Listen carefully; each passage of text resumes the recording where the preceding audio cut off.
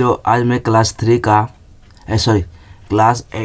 का इतिहास class 7 third summative evolution 2025 set कितना 2 पहले एक मैं करा चुका हूँ, आप लोग उसे देख लोगे। ठीक है, ये सेट 2 है। इसी तरह से परीक्षा में आने की संभावना रहेगी। क्वेश्चन पेपर है, उसका मॉडल सेट है ये। ठीक, अब देखो यहाँ उसको नाम लिखना है, स्कूल का नाम लिखना है।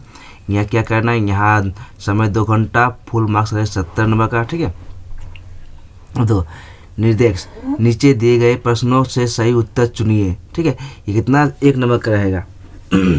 सही उत्तर चुनो। अब धीमान कौन थे?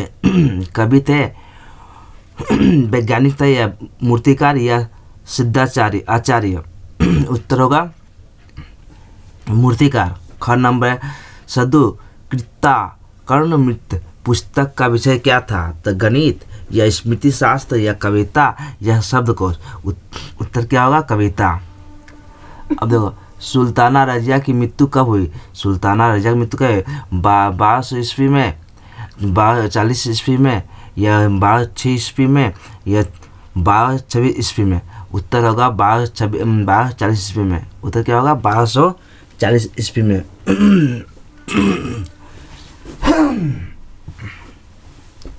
अब देखो, दाग एंड हुलिया व्यवस्था लागू की। दाग एंड हुलिया क्या व्यवस्था को लागू कब किया गया? कोई व्यवस्था है, इसको चालू किया गया, किसने चालू किया? लागू किसने किया? बाबर ने, शेरशाह ने, हेमू ने, या अमर सिंह ने? तो उत्तर होगा शेरशाह ने। मनसबदार का अर्थ क्या है? मनसबदार का अर्थ क्या होता है? जमींदारी, वेतन, या गाजी, या मुगल प्रशासनिक पद? तो उत्तर मुगल प्रशासनिक पद। जन नंबर, उत्तर पूर्व भारत में भक्ति आंदोलन का विकास किसके नेतृत्व में हुआ था? किसके नेतृत्व में हुआ था? श्री चैतन्य देव, या श्रीमंत शंकरदेव, या नानक के, या कबीर के? उत्तर होगा श्रीमंत शंकरदेव के। खाटू गीतों पर प्रभाव देखा जाता है। खाटू गीतों पर प्रभाव देखा जाता है किसमें? वैष्णव भक्ति में, या मणिपुरी नृत्य में, या सिख धर्म का, या दोहा में? तो ये देखा जाए वैष्णव भक्त में। श्री कृष्ण विजय की मूल आधार क्या था? श्री कृष्ण विजय की मूल आधार था क्या था? रामायण, मंगल काव्य, भगवत, या शिवायन? तो उत्तर होगा हम लोग का यहाँ पर भगवत। एक मिनट को रुक जाते, क्या लिखा था 3 नंबर? भगवत। ठीक है, ये होगा 3 भगवत, ये ज नहीं होगा, यह भगवत है, ये भगवत होगा, ये नहीं होगा। ठीक है, ये नहीं होगा, भगवत। अब देखो, यूरोपीय चिकित्सा पद्धति भारत में आई। यूरोप का जो चिकित्सा है पद्धति भारत में कब आई? 15 शताब्दी में आई, 1500 शताब्दी में आई, या 16 शताब्दी में, या 17 शताब्दी में, या 18 शताब्दी में? उत्तर होगा 1700 शताब्दी में। धार्मिक और राजनीतिक शक्ति के प्रतीक के रूप में गुरु हरगोविंद, देखो ये किसके प्रतीक था? जो गुरु जी है, गुरु हरगोविंद सिंह, किसके प्रतीक है? 2 तलवार रखते थे, खूब तवा पढ़ाते थे, या खालसा बनाते थे, या जागीर स्वीकार करते थे? उत्तर 2 तलवार रखते थे। अब देखो, भारत का संविधान लागू हुआ। जो भारत में संविधान कब लागू हुआ?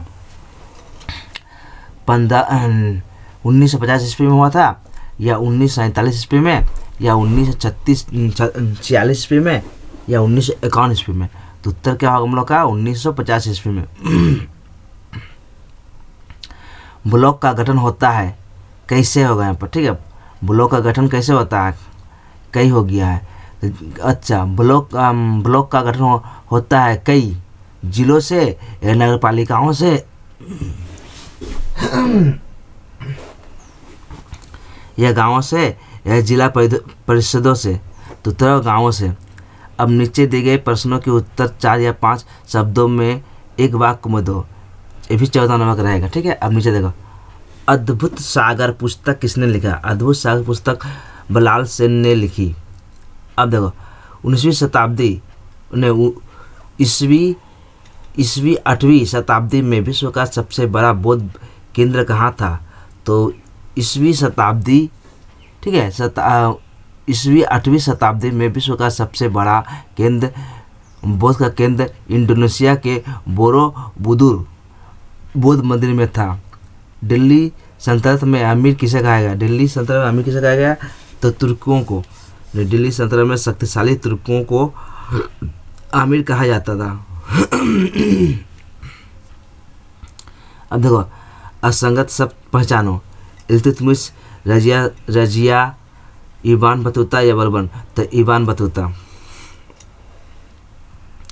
यहाँ खाली जगह भरना है, ठीक है।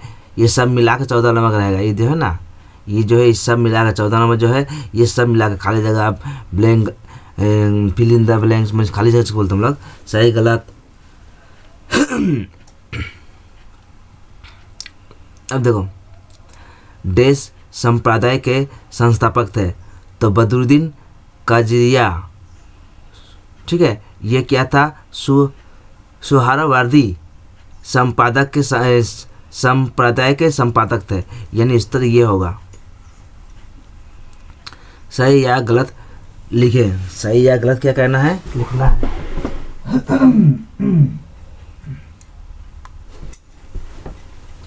अब देखो रजमनामा रामायण का अनुवाद है। रजमनामा रामायण का अनुवाद है, ये सही है गलत है? तो गलत।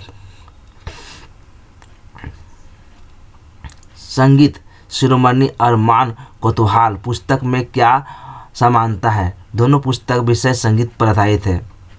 तो हुमायूं नामा पुस्तक किसने लिखी? हुमायूं नामा जो पुस्तक था वो किसने लिखा? हुमायूं नामा पुस्तक गुलबदन बेगम ने लिखी। अब देखो अलाउद्दीन खिलजी के चित्तौड़ अभियान का वर्णन कीजिए। अलाउद्दीन खिलजी का चित्तौड़ अभियान वर्णन कीजिए। अलाउद्दीन खिलजी दिल्ली के चित्तौड़ अभियान का वर्णन पद्मावती कब में है? अब देखो सही या गलत लिखो, क्या कहना, सही या गलत लिखो। पश्चिम सीमा पर पठान जनजातियों ने मुगलों के विरुद्ध विद्रोह किया था, सही या गलत? तो सही है। नौसेना सिख का नाम नौवें सिख गुरु का नाम क्या था? नौवें सिख गुरु का नाम था तेज बहादुर, ठीक है। आप इसको 2-3 बार को देख लोगे, पढ़ लोगे एक बार। अब देखो जनता स्वयं अपने बीच से शासक चुनती है, इसे क्या कहा जाता है? जनता स्वयं अपने बीच से शासन चुनती है, इसे लोकतंत्र कहा जाता है। शक्ति विभाजन पावर सेपरेशन का सिद्धांत सबसे पहले किसने दिया? तो शक्ति विभाजन का सिद्धांत सबसे पहले मॉन्टेस्क्यू ने दिया था। अब देखो भारत संविधान का मुख्य निर्माता कौन थे? भारत संविधान का मुख्य निर्माता कौन थे? तो उत्तर होगा भारतीय संविधान के मुख्य निर्माता डॉक्टर भीमराव अंबेडकर थे।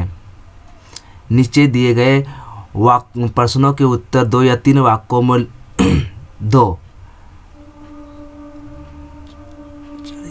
चर्यापद क्या है, ठीक है। या दूसरा क्वेश्चन क्या है? जन समर्थन के आधार पर बंगाल के पाल और सेन शासन की तुलना करें। नहीं, 2 क्वेश्चन है, दोनों क्वेश्चन का उत्तर इसमें लिखा हुआ, आप लोग देख लोगे। चर्यापद ईस्वी 8वीं से 12वीं शताब्दी के बीच बौद्ध विचार आचार्यों द्वारा रचित कलाओं और गीतों का संकलन है। यह चर्यापद में प्रयुक्त भाषा प्राचीन बांग्ला या आदि बांग्ला का उत्कृष्ट उदाहरण है। अब देखो पाल वंश और सेन वंश का अंतर, यह नीचे क्वेश्चन देखो बंगाल का, ठीक है। अब देखो पाल वंश और सेन वंश लगभग 400 वर्ष तक, अच्छा ये तो मिलाने वो कर दी, देखो वो ये गलती हो चुका है, यहाँ पर मिला दिए हैं, ये डिब्बा है यहाँ मिला दिए हम लोग। लगभग 400 वर्ष तक अस्थायी रहा, तो क्या होगा हम लोग का? तो लगभग 400 वर्ष तक अस्थायी रहा और सेन शासक लगभग 100 वर्ष तक, अस्थायी रहा। अब जन समर्थन से गोपाल सत्ता में आए। यहाँ पर क्या जन समर्थन से विजय सेन सत्ता पाई। यह गोपाल सेन आया था या विजय सेन आया था, ठीक है। इस नीचे वाला देख लोगे आप लोग, ये नीचे वाला लिखना, ऊपर तो गलती होगी, आप लोग नीचे देख लोगे, ये नीचे जो है उसको ही देख लोगे। पाल राजाओं ने समाज में अपनी स्वीकृति प्राप्त की। तो यह क्या होगा यह होगा सेन राजाओं की समाज में उतनी स्वीकृति नहीं थी। अब इसी को हम लोग नीचे देख लोगे। लगभग 400 वर्ष तक अस्थायी रहा। यहाँ होगा लगभग 100 वर्ष तक अस्थायी रहा। दूसरा क्या है, जन समर्थन से गोपाल सत्ता पे आए, जन समर्थन से विजय सेन सत्ता पे आए। पाल राजाओं ने समाज में अपनी स्वीकृति प्राप्त की, लेकिन सेन राजाओं ने समाज में उतनी स्वीकृति नहीं प्राप्त की, स्वीकृति नहीं थी। अब देखो, बलबन ने सुल्तान पद की प्रतिष्ठा कैसे बढ़ाई और उलेमा के बारे में क्या जानते हो, लिखो। सुल्तान की सर्वोच्च सत्ता को सुदृढ़ करने के लिए गियासुद्दीन बलबन ने सिजदा और पायवस प्रथा आरंभ की। अब उसके बाद सिजदा का अर्थ होता है सुल्तान को साष्टांग दंडवत करना, या पायवस का था सुल्तान के चरणों का स्पर्श या चुम्बन करना। अब देखो, उलमा अरबी में आलिम का अर्थ होता है ज्ञानी व्यक्ति। ये सब इल्म या ज्ञान से बना है। जो लोग इस्लामी धर्मशास्त्र के विद्वान होते हैं उन्हें आलिमा कहा जाता है, और उसका बहुवचन होता है उलेमा। उलेमा सुल्तान को धार्मिक सलाह देते थे। पट्टा काबिलियत क्या है, सुल्ला ए कुल क्या है। पट्टा काबिलियत होता है शेर शाह के अनेक सुधारकों में भूमि स्वराज सुधार विशेष उल्लेखनीय था। इसी सुधार के अंतर्गत पट्टा और काबिलियत 2 दस्तावेज बने, जो सरकार द्वारा प्रत्येक किसान को उसकी भूमि की सीमा, कर की मात्रा और स्वामित्व के अधिकार का जो पत्र दिया जाता है उसे पट्टा कहा जाता है। बदले में किसान अपनी स्वीकृति कर और भुगतान की शर्तों को स्वीकार करते हुए जो दस्तावेज सरकार से देता है उसे काबिलियत कहा जाता है, ठीक है। अब नीचे अब देखो, सुल ए कुल का अर्थ होता है सबके साथ शांति और सभी धर्मों के प्रति सम्मान व्यवहार। अकबर ने यह नीति इसलिए अपनाई क्योंकि भारत में जैसे हिंदू बहुदल देशों में केवल मुसलमान शासक वर्ग के बल पर शासन चलाना कठिन था। उसने साहित्यपूर्ण और धार्मिक समानताओं की नीति से हिंदू प्रजा का विश्वास जीतकर मुगल साम्राज्य का स्थिर किया। यही नीति बाद में दिन ए इलाही के रूप में प्रकट हुआ। अब देखो, जगत का विस्मय या आदिल अल असर किसे कहा गया, क्यों कहा जाता। जगत का विस्मय बीजापुर के सुल्तान इब्राहिम आदिल शाह द्वितीय के समय प्रसिद्ध चित्रकार फारूक सेन को गोपाल सम्राट जहांगीर ने आदिल अल असर अर्थात जगत का विस्मय की पाई दी, क्योंकि वे अपनी कला में अद्भुत थे। अब देखो, पुरंदर की संधि कब और किसके बीच हुई। दूसरा प्रश्न क्या है, यह विश्व या शिवाजी मुगलों के बीच संघर्ष का कारण।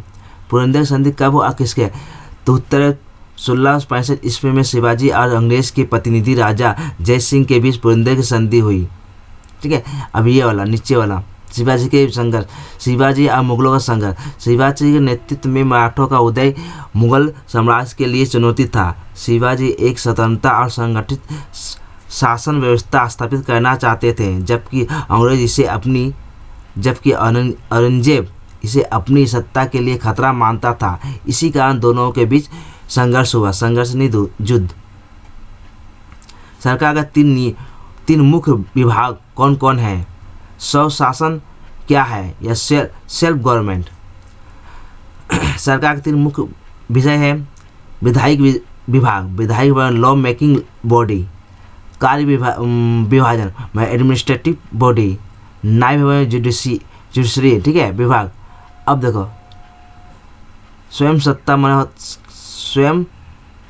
स्वयं सत्ता शासन, भारत की जनता केवल शासक चुनती है बल्कि शासन में भाग भी लेती है। जब जनता स्वयं अपने ऊपर शासन करती है उसे स्वयं सत्ता शासक कहा जाता है। स्व का अर्थ होता है अपना, आयतन का अर्थ होता है नियंत्रण। अब देखो नीचे दिए गए प्रश्नों के संक्षिप्त उत्तर दो। खालसा के बारे में जो जानते हो लिखो। उत्तर 10वें सिख गुरु 2 बार गुरु हो गए, एक गुरु होगा, ठीक है। 10वें सिख गुरु गोविंद सिंह ने सन 1699 में खालसा नामक एक संगठन की स्थापना की। खालसा का मुख्य उद्देश्य सिखों की रक्षा करना, सिखों के लिए सैनिक प्रशिक्षण लेना, दैनिक जीवन का भाग बन गया। गुरु गोविंद सिंह ने सिखों का 5 वस्तु सदैव अपने पास रखने का आदेश था। देखो क्या क्या था 5 वस्तु रखने का आदेश?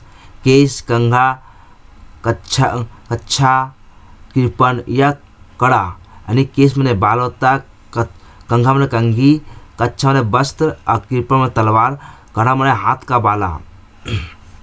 इन 5 वस्तुओं के नाम का अक्षर से शुरू होता है, अक्षर से शुरू होता है, का अक्षर से शुरू होता है। देखो सभी जगह क शुरू हुआ ना, इन 5 का नाम क से अक्षर शुरू होता है। देखो क है ना सबसे। इसके अतिरिक्त खालसा पंथ के अनुयायियों अपने नाम के साथ सिंह शब्द जोड़ना प्रारंभ कर दिए। इस प्रकार गुरु गोविंद सिंह के नेतृत्व में सिख संगठित हो गए। बोरो भुआई किसे कहा जाता है? मुगलों के मेड़वा अभियान के बारे में क्या जानते हो? बोरो भुइयां जहांगीर के समय बंगाल के कुछ जमींदार और अफगानों ने कई बार विद्रोह किया। इन विद्रोही शासकों को सम्मुख रूप में बोरो भुइयां कहा गया है। इससे प्रतापदी, दित्य चांद राय के केदार राय, ईसा खान आदि प्रमुख थे। मुगलों का मेड़वा अभियान, राजपूतों की रक्षा में चित्तौड़गढ़ का किला अत्यंत महत्वपूर्ण था। सन 1568 ईस्वी में अकबर ने चित्तौड़ पर अधिकार कर लिया। यद्यपि उन राजपूत शासकों से अकबर के संबंध अच्छे थे, परंतु उदय सिंह के पुत्र राणा प्रताप सिंह ने मुगलों की अधीनता स्वीकार नहीं की। सन 1976 ईस्वी में हल्दी घाटी के युद्ध में अकबर ने राणा प्रताप को पराजित किया। अकबर ने राजपूत राजा मान सिंह को 5000 सैनिक सहित राणा प्रताप से विरुद्ध भेजा था। राणा प्रताप मुगल सेना को भोजन ना मिलने देने के लिए खेतों को नष्ट करवा दिया। यह युद्ध में राणा प्रताप की सहायता कुछ अफगान सरदारों ने भी की। राणा प्रताप मुगलों के विरुद्ध लंबे समय तक संघर्ष जारी रखा।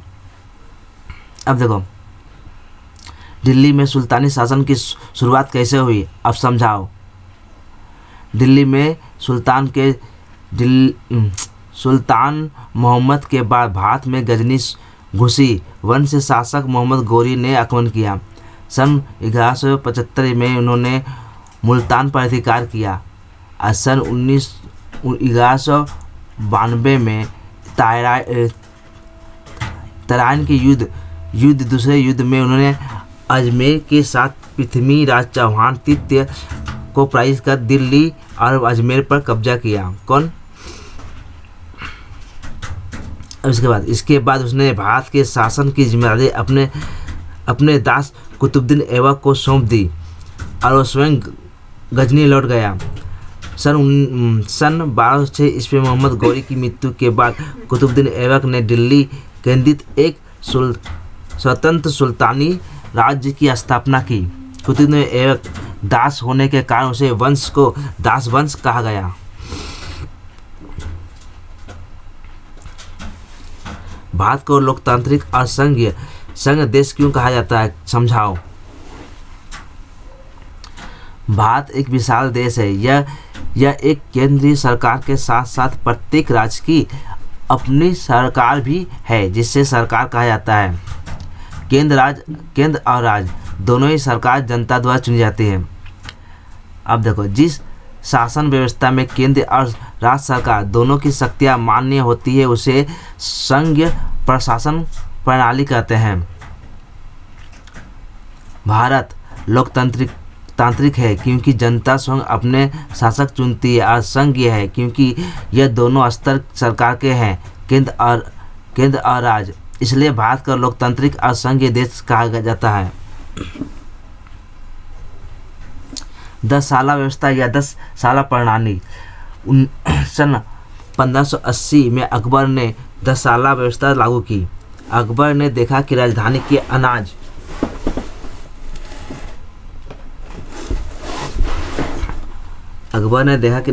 अनाज भाव अन्य स्थानों से भिन्न है। यदि राजधानी के भाव पर कर लगा दिया जाए तो किसानों को अधिक कर देना पड़ेगा। इसलिए अकबर ने अलग अलग वर्ष अलग क्षेत्रों औसत मूल्य के अनुसार कर निर्धारित का आदेश दिया। पिछले 10 साल के औसत पर आधारित इन पद्धति को 10 साला या बंदोबस्त कहा गया। अकबर को इससे उसके स्वराज्य मंत्री टोडरमल ने सहायता दी, इसलिए इसे टोडरमल बंदोबस्त भी कहा जाता है। खुनावा का युद्ध या खानवा का युद्ध। सन 1527 में मेरवा के शासक राणा सांगा या संग्राम सिंह ग्वालियर, अंबर, चांदरी, अजमेर आदि राजपूत राजाओं और लोधी वंश के इब्राहिम लोधी के भाई मोहम्मद लोधी की संयुक्त सेना और मुगल शासक बाबर के बीच खानवा का युद्ध हुआ। युद्ध से पहले बाबर ने अपने सैनिक को धर्मोद्धव या गाजी कहा। इस युद्ध को धर्म के लिए युद्ध घोषित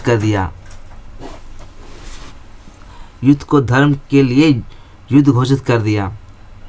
इस युद्ध में राजपूतों की पराजय के बाद भारत में मुगल शक्ति का विस्तार हुआ और राजपूतों की राजनीतिक प्रभुता समाप्त हो गई। अब देखो, नीचे दिए गए प्रश्नों के उत्तर 8 या 10 लाइन या वाक्यों में लिखो। रामचरितमानस का संक्षिप्त विवरण दो। रामचरित काव्य कवि संध्याकर नंदी ने पाल राजा रामपाल के पुत्र मदन पाल के शासन काल सन लगभग 1140 से 1161 में रचा था।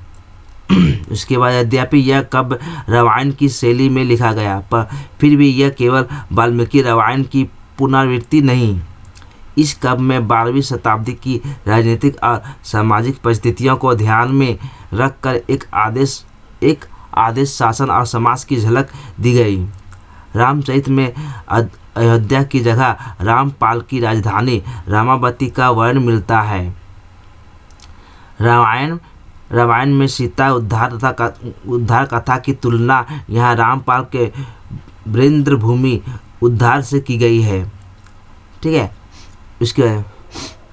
इस काव्य की भाषा संस्कृत निष्ठ और कठिन थी, जो केवल पंडितों और विद्वानों के लिए उपयुक्त थी। सामान्य जनता इस काव्य को ना तो पढ़ सकती है और ना ही समझ सकती है। रामचरित राजनीतिक रूप से एक रूपक या एलनरी के रूप में अत्यंत महत्वपूर्ण रचना है। क्या तुम जानते हो कि मोहम्मद बिन तुगलक ने खायाली कदम उठाए थे? स्पष्ट करो। उत्तर, इतिहासकारों ने मोहम्मद बिन तुगलक को अस्थिरताचरित और पागल राजा कहा जाता है। ठीक है, उनके कार्यों को तुगलक कारनामे कहा जाता है। उसके द्वारा किए गए अधिकांश योजना विचार से अच्छी थी, परंतु उसके अव्यवहारिक अमल के कारण असफल हो रही।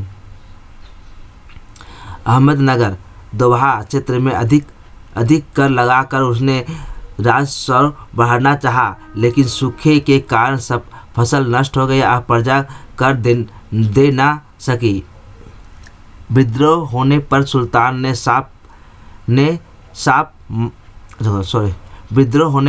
ने कर माफ किया और किसानों को क्षतिपूर्ति दी। किसानों को सहायता के लिए उन्होंने तत्कालीन ऋण योजना शुरू की, जिससे राजकोष खाली हो गया। तांबे की मुद्रा का प्रचलन, उन्होंने तांबे की मुद्रा चलाई, परंतु उचित निगरानी ना होने से देश में जाली सिक्के की भरमार हो गई और योजना विफल हो गई। राजधानी स्थानांतरण, उसने दिल्ली से दौलताबाद राजधानी स्थानांतरित करने का आदेश किया। इस दौरान आम नागरिकों को भी बलपूर्वक वहां भेजा गया, जबकि केवल अधिकारियों का ही जाना पर्याप्त था। सैन्य अभियान की विफलता। करजाल अभियान में भोजन की कमी, कठिन भौगोलिक स्थिति और स्थानीय राज जातियों के हमले के कारण इस सेना बुरी तरह पराजित हो गई। इस असफलताओं का कारण मोहम्मद बिन तुगलक का पागल लेकिन दूरदर्शी शासक था, कहा जाता है। विजयनगर समाज में कौन कौन से विदेशी आए थे? प्रयास के वर्णन में विजयनगर की विशेषता बताओ। पायस, विजयनगर समाज में अनेक विदेशी आए थे। इटली के निकोलो कोटिन, फारस के राजदूत अब्दुल रज्जाम, पुर्तगाली यात्री पायास न्यूजिम और दुराते बारवसा प्रमुख थे। पायास के अनुसार विजयनगर का वर्णन, यह नगर रोम के समान विशाल और अत्यंत सुंदर है। नगर और घरों के बीच अनेक बाग बगीचे हैं। शहर में स्वच्छ जल की नहरें बहती है और बड़ी बड़ी झीलें हैं। राजप्रसाद के पास खजूर व अन्य फलों के वृक्ष है। यहाँ की जनता असंख्य है। सड़कों पर इतने लोग और हाथी चलते हैं कि पहले चलना कठिन हो जाता है। इस नगर में भोजन और वस्तुओं की इतनी प्रचुरता है कि समृद्धि संसार किसी भी अन्य नगर में नहीं देखी गई। यहाँ चावल, गेहूँ, अन्न, अनाज बहुतायत मिलता है। बाजारों में इतने बैल और जानवर चलते हैं कि कभी कभी रास्ता बदल कर जाना पड़ता है। चैतन्य प्रभु के मुख्य ढांचे की व्याख्या कीजिए। 16वीं शताब्दी में श्री चैतन्य देव ने बंगाल वैष्णव भक्ति आंदोलन का प्रचार किया। उनकी प्रेरणा से बंगाल में भक्ति और वैष्णव लोकप्रिय हुआ। चैतन्य देव ने जाति और धर्म उनकी प्रेरणा से बंगाल में धर्म और वर्ण के भेदभाव के विरुद्ध भक्ति को एक समरस आंदोलन के रूप में प्रस्तुत किया। 17वीं शताब्दी के आरंभ में इस आंदोलन का प्रभाव कुछ कम हुआ, पर इसकी संस्कृति गहरी रही। चैतन्य ने सिखाया कि सामाजिक भेदभाव को पूरी तरह मिटाना कठिन है, परंतु उसे महत्वपूर्णहीन बनाया जा सकता है। उन्हें सामान्य जनता की बंगला भाषा में उपदेश देकर लोक भाषा को सम्मान दिया। उनकी जीवन कथा और उपदेश पर अनेक वैष्णव कवियों ने साहित्य की रचना की, जिन्होंने चैतन्य जीवन काव्य कहा जाता है। इससे बंगला भाषा और संस्कृति के विषय की दिशा को नई प्रेरणा मिली। अगर बच्चों वीडियो अच्छा लगा तो लाइक एंड सब्सक्राइब एंड दोस्तों में शेयर करो। ओके बच्चों, गुड बाय।